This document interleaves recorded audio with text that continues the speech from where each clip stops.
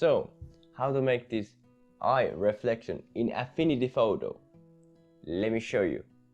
So, first let's make a new pixel layer, then go to Process, change the type to Oils, select the Broken Bristles Oil.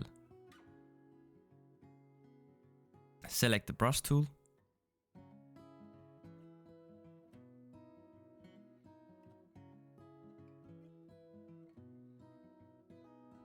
Start drawing eyes this kind of shape.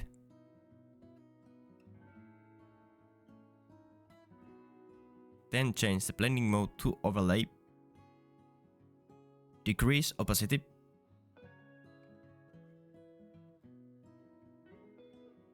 Make a new pixel layer, change it to overlay. Draw a center of shape.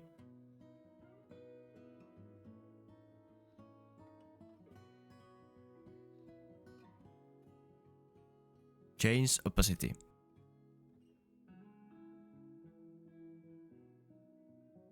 Before, after. And yep, that's it. I hope you have a great one. See ya.